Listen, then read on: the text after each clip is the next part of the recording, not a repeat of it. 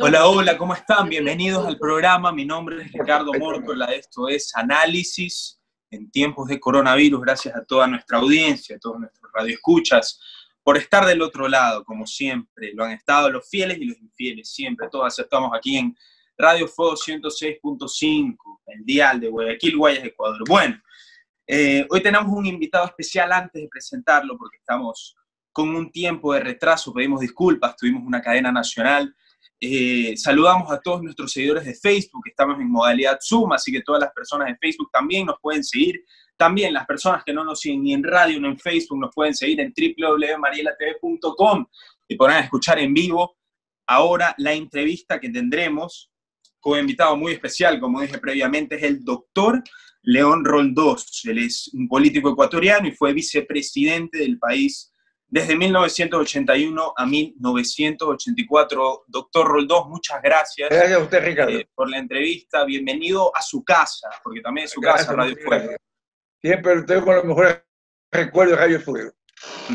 Bueno, doctor, comienzo la entrevista preguntándole, ya que no tenemos tanto tiempo, ¿cómo es la situación del país? ¿Está Guayaquil preparado para salir? ¿Está Guayaquil preparado para el semáforo amarillo? A ver, yo creo que Guayaquil estaba ya con angustia de retomar la vida económica y lo importante va a ser que haya conciencia, que esa actitud, que esa decisión de retomar la vida económica no pasa por el castigo a la salud. Es decir, que todas las recomendaciones de materia de salud, de higiene, las cumplamos los guayaquileños. Si no las cumplimos los guayaquileños, se nos va a venir un rebrote. Y esto es importante que tengamos claro. Nosotros somos los principales responsables de que no tengamos que regresar al cierre total de la ciudad. Así es, doctor Roldós. Le pregunto, nosotros no somos doctores, usted es político, le pregunto, ¿cuán posible es un rebrote para que la gente de Guayaquil tenga entendido? Porque yo creo que mucha gente irresponsablemente mañana saldrá a las calles y pues pensará que, bueno, reabrieron, ya todo es normal, todo es común, todo es como era antes, y yo creo que en eso habrán actos de irresponsabilidad que podría causar rebrotes. Esos pequeños actos podrían causar rebrotes. ¿Cuál es la posibilidad que al menos usted maneje en sus números, doctor? A ver, es un riesgo, pero fundamentalmente somos las mismas personas los que tenemos que evitar que haya riesgo. Esto tenemos claro, esto no viene porque cae del cielo o cae o sube del infierno, no. Si nosotros no tenemos las precauciones, las prevenciones del caso, el riesgo es mayor. Entonces, ahí está la gran responsabilidad de todos los guayaquileños, los ecuatorianos, evitar las condiciones que se agudice el riesgo. Y en esto, pues los primeros días de que la pandemia ya se fue extendiendo, me refiero a la segunda quincena de marzo, Guayaquil no demostró tener la virtud de la prevención, no, todo lo contrario, para que como que no iba a pasar nada en Guayaquil. No solo le pasó a Guayaquil, también le pasó a Nueva York, a algunas ciudades grandes del mundo. ¿Por qué? Porque simplemente confunde la expansión urbana con la calidad de vida. Son dos cosas diferentes. La expansión urbana a veces va justamente en la desviación contraria, va afectando a la calidad de vida. Preguntarle el tema principal de la señora Alexandra Ocles, realmente el tema de la corrupción en el país, realmente los periodistas estamos para esto, los periodistas estamos para leer las noticias que salen en el periódico, no podemos afirmar nada, somos pocos los que tenemos o recibimos información de primera mano. Para nosotros es un placer tener un político de la importancia como es usted, y le pregunto, ¿usted tiene información que podría brindar pues a la audiencia de Fuego de cómo es la situación de la corrupción en el país que tanto pues tiene en duda a los ciudadanos? Yo creo que las informaciones recientes sobre todas las incorrecciones, las contrataciones truchas vinculadas con provisión de equipos, de medicamentos, de atención médica, todo eso demuestra cómo en la estructura del poder se crearon verdaderas mafias. Es decir, si hoy día vemos en el Universo, por así ubicarlo, gran reportaje sobre la compra de establecimientos de salud, es impresionante que personas que ganan $500, entre comillas, hacen contratos de millones de dólares. ¿Esto qué implica? Que son solamente nombres prestados, son nombres de paja. Y como del lado desde el poder, la contraparte del poder, una cosa es el contratista, otra cosa es quien contrata por el poder, no pudieron identificar a esas personas. Eso es increíble. O sea, los que estaban contratando bien sabía que del otro lado, los que estaban apareciendo eran solo nombres de paja, porque otro era lo del negocio. Y en parte también juega otro elemento importante, la condición de mal pagador que tiene el Estado. El Estado es pésimo pagador, uno de los peores pagadores que tiene el Ecuador, y creo que América Latina es el Estado ecuatoriano. Y entonces el que realiza una prestación o entrega bienes o realiza servicios, ¿qué pasa? Si mañana no le pagan, queda realmente al borde de una iliquidez tremenda. Y entonces muchos prefieren no ofertarle al gobierno, y entonces surgen todos estos proveedores truchos. Un señor que nadie lo conoce aparece proveyendo para canastas alimenticias, para proveer bienes a los ciudadanos. Nadie lo conoce, nunca ha hecho ese negocio. ¿Por qué? Porque nadie que sea serio, que sea correcto, que sea honesto, se va a prestar para llenar una canasta con costos que realmente son costos de corrupción, no son los costos reales. Entonces yo creo que todo esto juega, o sea, la estructura del poder lamentablemente es, yo decía hace unos días en una columna, es como un arroz con gorgojo. Cada vez que medio se mueve el arroz, aparecen los gorgojos. Y esto es lamentablemente la estructura de no solo con la pandemia, antes de la pandemia. Los reportajes del Universo de estos últimos días, hoy día mismo, son de antes de la pandemia. Lo que sucede es que así se han tratado las cosas en el Ecuador. Así es, doctor Roldós. Hace unas semanas leí un artículo suyo, una columna suya en uno de los periódicos más importantes de este país, y usted proponía ideas del tema económico social del país. Este fin de semana se ha aprobado la ley humanitaria, se ha aprobado la ley de finanzas públicas, obviamente con retoques a la ley humanitaria original, dado pues a la expresión de los asambleístas de ciertos disgustos que tenían. Le pregunto, ¿usted cree que Ecuador tomó las decisiones correctas en el ámbito económico, en la ley humanitaria? ¿O usted cree que todavía hay cosas que se deben hacer y que hay por hacer? A ver, yo creo que la ley humanitaria, sin las contribuciones, es bastante buena. Es bastante buena, pero también caemos otra vez en el comportamiento de los ciudadanos. Por ejemplo, en materia laboral se dan algunas posibilidades de flexibilización, pero eso tiene que ser manejado por el empleador y por trabajadores. ¿El empleador qué quiere? El empleador quiere tener costos que le permita seguir con la empresa, seguir produciendo la empresa. ¿Ya? Pero eso no puede ser mediante el ahogamiento de los trabajadores. ¿Y los trabajadores qué quieren?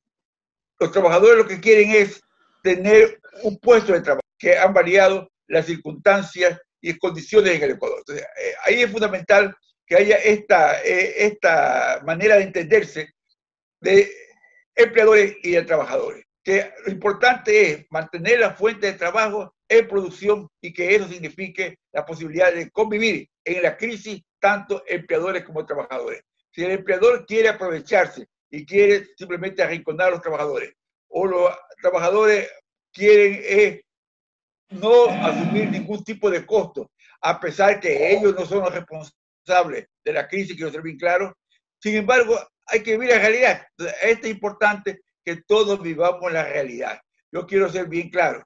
Aquí falta algo en el Ecuador que se llama transparencia, porque lo que sí creo que es importante que tengamos todos claro que las angustias económicas de hoy día no son solo consecuencia de la pandemia, sino de un desgobierno acumulado, de un proceso de corrupción de años. Es decir, el Ecuador estaba casi quebrado el día 16 de marzo, que se inicia el cierre o los cierres consecuencia de la pandemia. Ya estaba casi quebrado el Ecuador.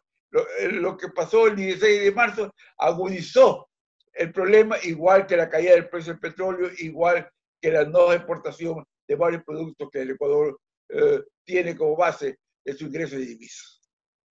Así es, doctor Roldós, es importante que recalque que pues el país antes de esta pandemia pues ya venía tambaleándose, si lo podemos decir de una manera pues menos expresiva. Le pregunto, doctor, usted también es abogado. La corrupción, como usted dijo, es latente, ha estado latente y pues lamentablemente seguirá estando latente. Le pregunto, ¿existe impunidad en el país?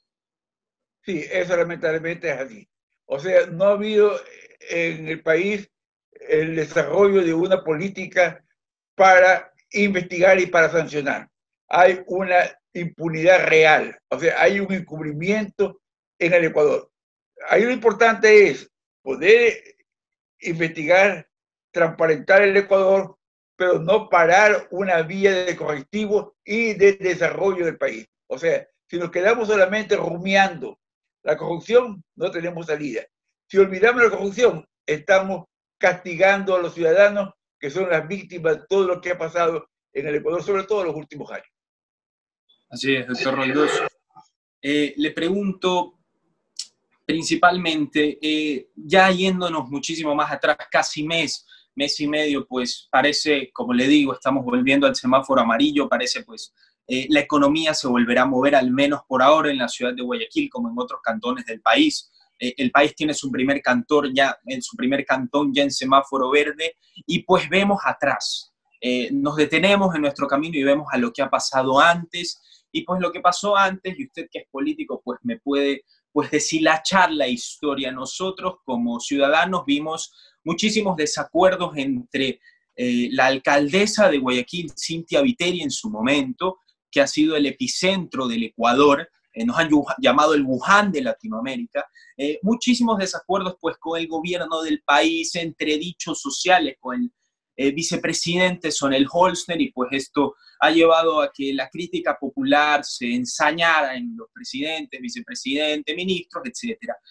Le pregunto, con su experiencia política, ¿cómo calificaría que la clase política del país ha llevado esta emergencia? Me refiero tanto al gabinete como a la alcaldía de la ciudad de Guayaquil.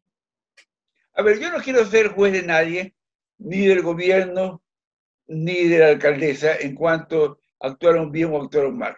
Yo creo que hubo mucha imprevisión generalizada.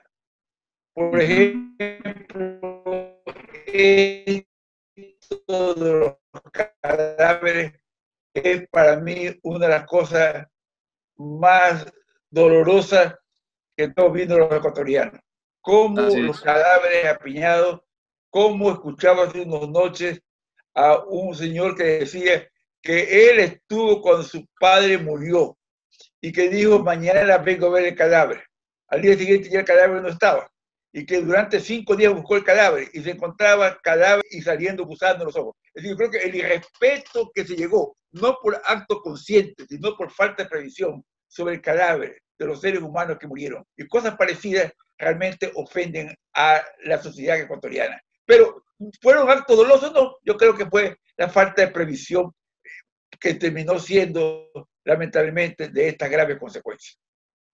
Así es, la falta de previsión. La ley humanitaria está impregnada. A usted ya, por así decirlo, a usted le gustó la ley humanitaria.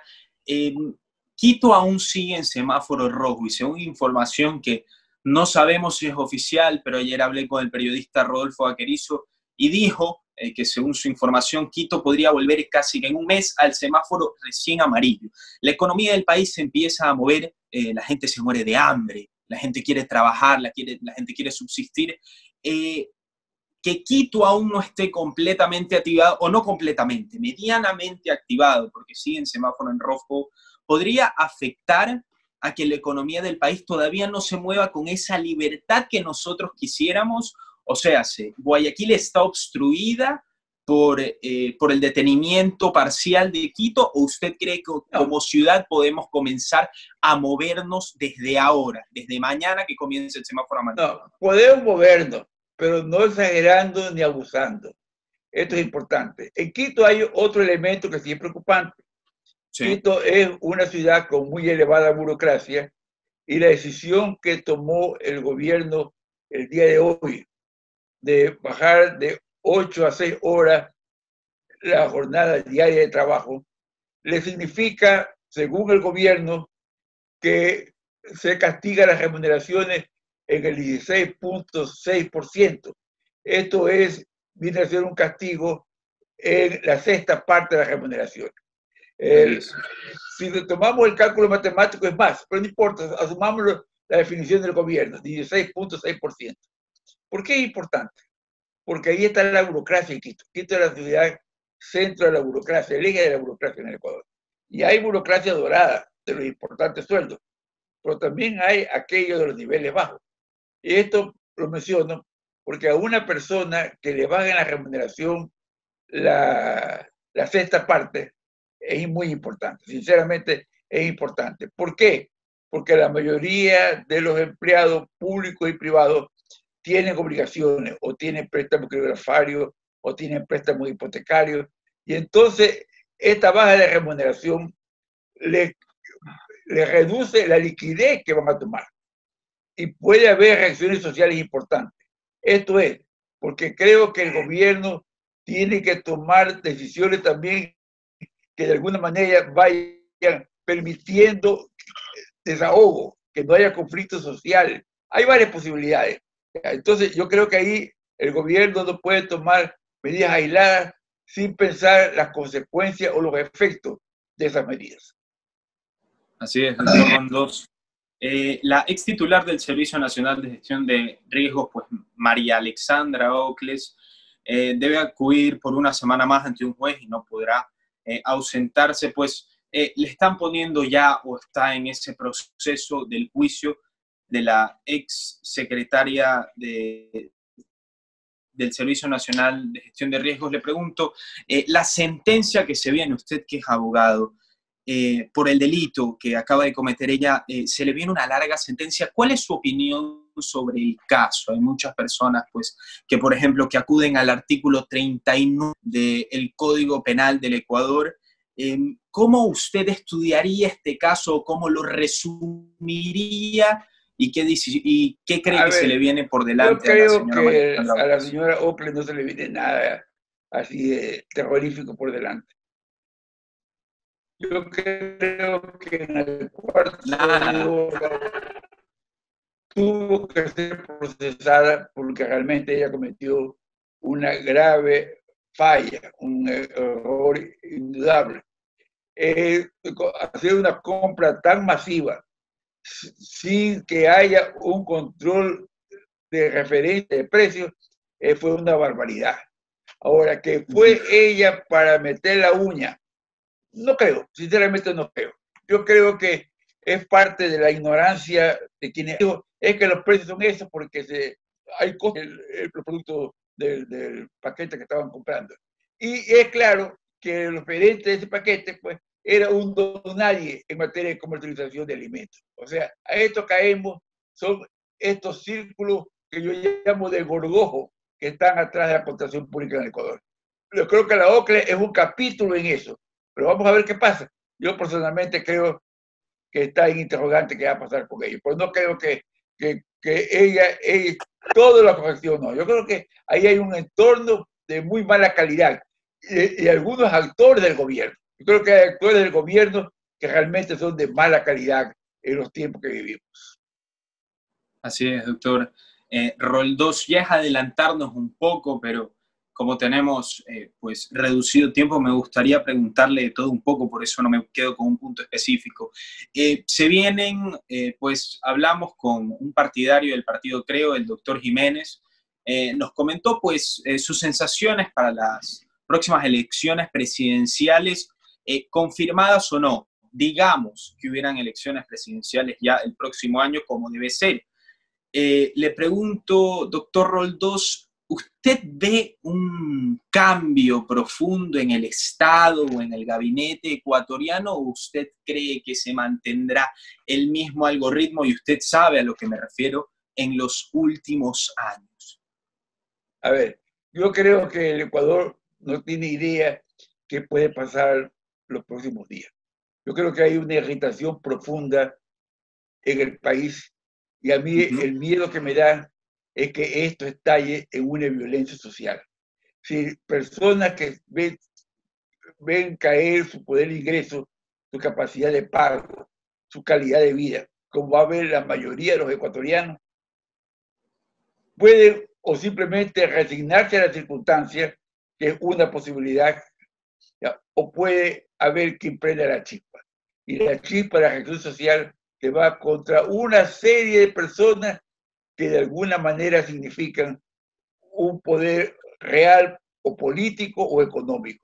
Creo que esto es el altísimo riesgo que el Ecuador está viviendo. Y yo creo que hoy día el riesgo de la chispa, que estalló un 15 de noviembre del año 22, o que estalló el 2 y el 3 de junio del año 59, ese riesgo existe en el Ecuador. ¿Cómo hacemos que la chispa no produzca el incendio? Ahí todos tenemos que aportar. Es decir, ahí el gobierno y todos los actores tenemos que aportar, porque el Ecuador ya no puede soportar más. Y el país estaba casi quebrado antes de la pandemia y sobre todo por la corrupción, porque además el país se acostumbró a mentir. O sea, cuando el Fondo Monetario le dice al Ecuador, no le puedo autorizar el desembolso en el mes de marzo, porque todos sus estados financieros son falsos desde el año 2012. Bueno, ese es el Ecuador que estamos viviendo. A este Ecuador le cayó la pandemia, a este Ecuador le cayó le cayeron los precios del petróleo, le cayeron las exportaciones. Entonces, en todo eso, o sea, el Ecuador no ha sido un país virtuoso. El Ecuador no ha sido Inglaterra con Churchill después de la Guerra Mundial. Todos vamos a unirnos porque aquí todos coincidimos en que tenemos que salir adelante porque es un solo pueblo, no. Aquí hay un pueblo herido, hay un pueblo irritado, hay un pueblo que se siente engañado, que se siente empobrecido. Ese es el pueblo del Ecuador en este rato. Pero frente a eso, insisto, hay dos posibilidades. O que la irritación sea soportada porque razonablemente encontremos una salida, o una chispa puede prender el incendio. ¿Sí? Aquí el temor de la chispa es lo fundamental. ¿Tiene conciencia el gobierno de esto? A veces como que sí, a veces como que no. Entonces yo sí creo que es importante esto ubicarlo. Y también los actores políticos.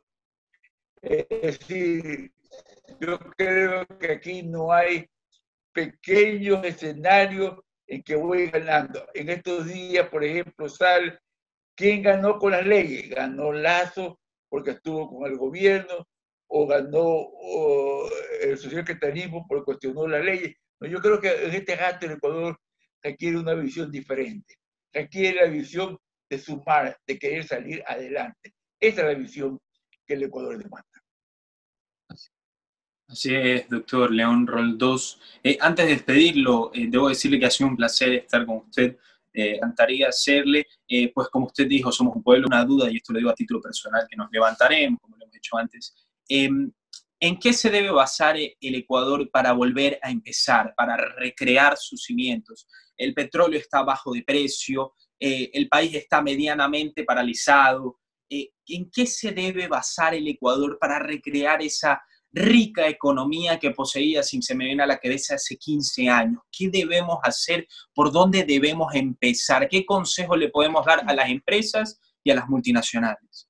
A ver, yo el primer consejo que daría es que rescatemos la calidad de los ecuatorianos. Y rescatemos en esa calidad la necesidad de la transparencia. El grave pecado del poder en el Ecuador es la falta de transparencia con Correa y no corregido en tiempo de Moreno. Ese es el gran pecado. ¿Qué es mentira y qué es verdad? Bueno, la mayoría es mentira. Entonces, mentira a vela medio decorada, adobada. Esto es fundamental, que superemos eso. Segundo, que no haya intereses circunstanciales o de la visión bancaria o de la visión comercial o de la visión realmente de la lucha de clases, no, porque la sociedad es la suma de todo. Y tercero, que hayan emprendedores. Y aquí el Ecuador conoció un emprendedor que no lo tenemos en este rato, pero que su ejemplo debemos tener presente, que se llamó Ricardo Mórtola. Ricardo Mórtola fue el gran emprendedor del desarrollo de la infraestructura deportiva en el Ecuador. Digamos, los grandes estallos se deben a Mórtola. La creatividad, la inspiración, soñaba. Creo que a veces soñaba más que la realidad, lo que la realidad le permitía. Pero soñando más que la realidad le permitía, hacía los mayores esfuerzos por concretar esos sueños. Si no, no estuviera el Estadio de Barcelona, si no, no estuviera el estadio de Liga en Quito, si no, no estuvieran varios escenarios. Yo en la universidad tuve el privilegio no solo de su amistad, sino de su colaboración. Esto es fundamental. El Ecuador tiene gente de calidad humana que puede ser emprendedora y hay que arrimar el hombro, porque a veces lo que parece solo sueño puede ser realidad. Y a eso es lo que debemos convocar los ecuatorianos. Así es, doctor Roldós. Bueno, se nos ha acabado el tiempo. Muchísimas gracias de todo corazón, le digo, doctor León, por haber estado en esta transmisión. Ha sido un placer tenerlo y nos encantaría, cuando usted pueda, obviamente, pues alargar, prolongar esta charla. Gracias a usted, Ricardo.